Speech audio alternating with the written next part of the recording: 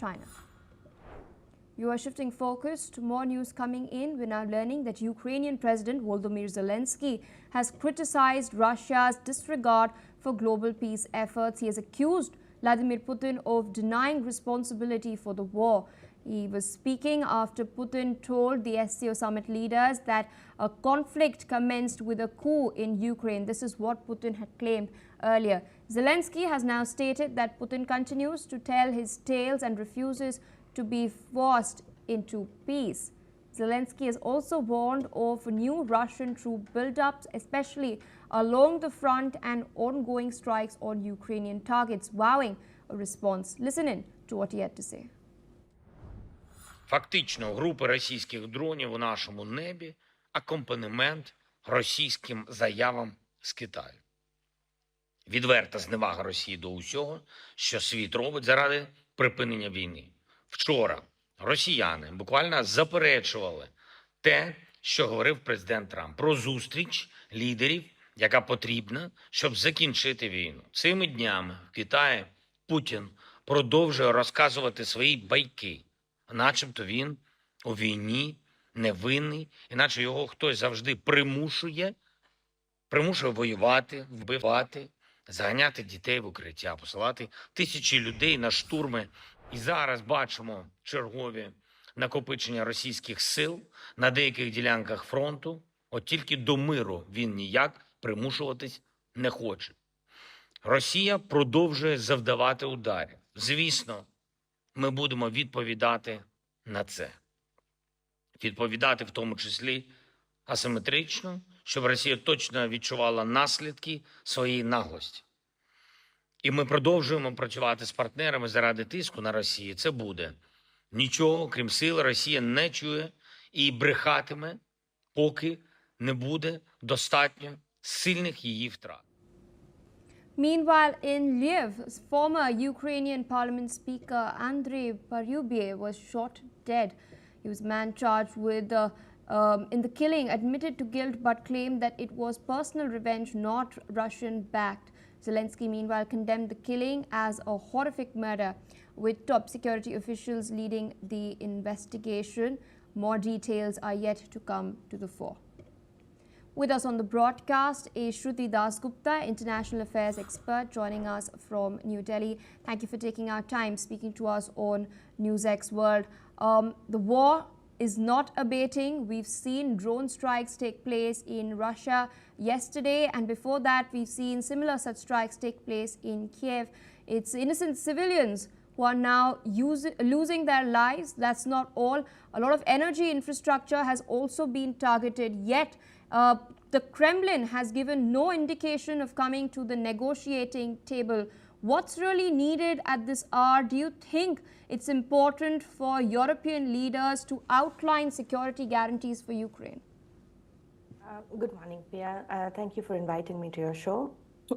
The European leaders need to come to an understanding that they cannot push Putin to the table, and they cannot put blanket assumptions on security guarantees that they would be able to enjoy if US was backing the peace.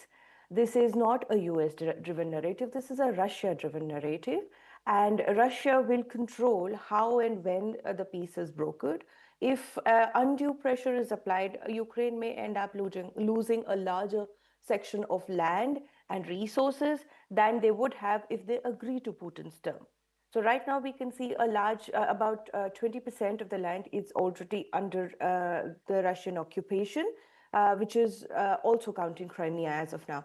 So these particular stances, the exchange of ammunition is showing that this is just fueling the war machinery and the arms lobbies across the world. It is not leading to peace. So EU needs to stop funding the war. US needs to stop sending equipment, and Zelensky needs to understand that he does not have much say except for noise in the stake of the game between Ukraine and Russia. Towards another crucial development that has taken place yesterday. Even as the war is underway, Russia and China are deepening energy cooperation. Both countries have inked an agreement to construct the Power of Siberia 2 gas pipeline through Mongolia. which is marking a deepening of their strategic energy partnership. We've seen the optics of what's taken place at the SCO summit. Oftentimes, critics of Putin have stated that he's been isolated because of this war. But now we're seeing that something entirely opposite has taken place at the SCO. Would you concur? I do concur. Putin's red carpet actually, in fact, rolled out when Trump welcomed him in Alaska. And from there on, it was open stage to anybody. Although towards, if you look at the Eurasian element, where Asia also plays a factor, Putin was never a persona non grata. He was always welcomed with open arms and with anticipation of better deals, and especially since Russia holds a large amount of energy resources in its hands. So I would love to see what Trump is going to do next after this declaration of an energy cooperation between his two not so good friends after he has tariffed India on buying Russian oil. Now, I would like to see how he will respond to what China is going to be doing. And how he will control the war narrative by saying that these people are not good people, and maybe we'll see a few more sanctions roll out, a lot of bluster. But ultimately, it is going to come down whether you are level-headed enough to understand that Putin's path to peace comes through power, and that is why the entire exchange of fire is continuing across Ukraine. It doesn't stop. In fact, every time they talk of peace, every time Putin is asked to explain himself and his stance, it becomes more and more aggressive. We are looking at the section, the 20% that is held by Russian forces right now, is the larger section, which is a Russian-speaking section. He's already declared two independent nations there, the Republic of Luhansk, the Republic of Donetsk.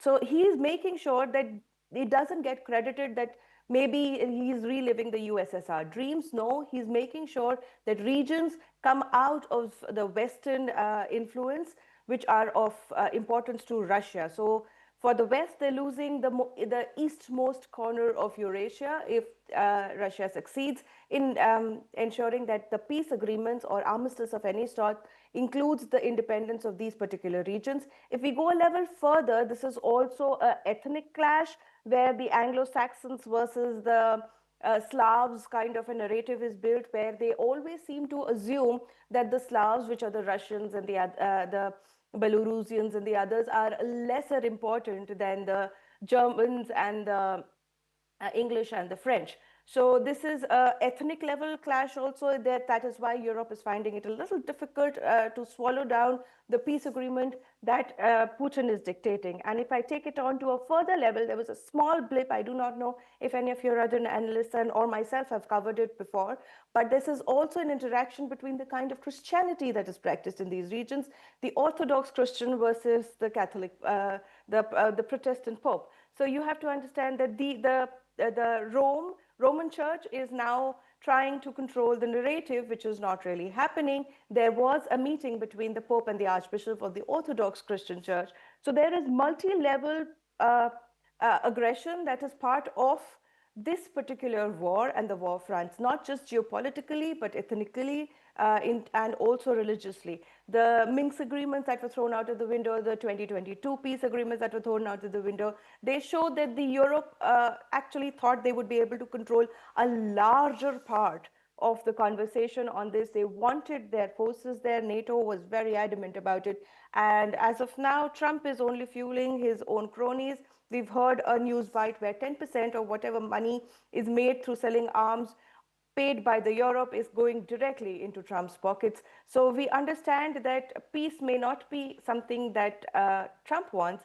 Europe needs it, otherwise they're going to have a full-fledged war. We've already heard about how France is trying to engage more forces. They're telling their people to get ready for war. And Germany is already doing that. And for the very first time, they've started conscriptions again. So it's something that we need to consider, that if they do not agree to what Putin wants, they will have a full-scale war on their hands. To stay on with us as we shift our focus